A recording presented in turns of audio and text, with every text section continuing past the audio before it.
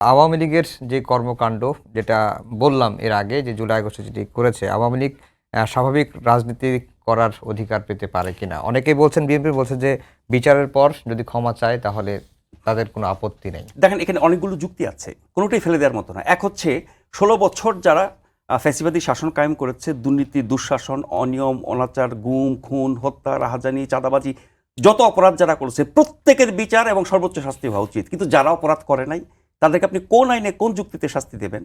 যারা আওয়ামী লীগকে ভোট দেয়, আওয়ামী লীগকে সমর্থন করে, আওয়ামী লীগের রাজনীতি পছন্দ করে, কিন্তু এই অপকর্মে তারা ছিল না, তাদের সেই রাজনৈতিক অধিকার, গণতান্ত্রিক অধিকারটা আপনি হরণ করবেন কোন আইনে?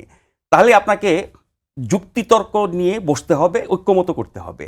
আপনি জাতীয় ঐক্যমতের মাধ্যমে একটা সমাধান করতে পারেন, এটা রাজনৈতিক সিদ্ধান্ত। আপনি আইনের মাধ্যমে যেতে পারেন, আপনি জনমত চাইতে পারেন, গণভোট করতে পারেন। আপনি কোনো পথেই কিন্তু যাচ্ছেন না।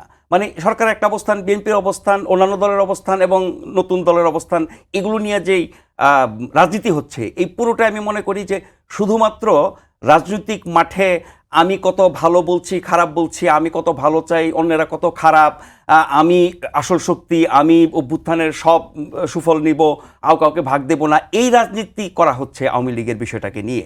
আওয়ামী লীগকে নিষিদ্ধ করা বা আপনার নির্বাচনে আসতে দেওয়া না দেয়া।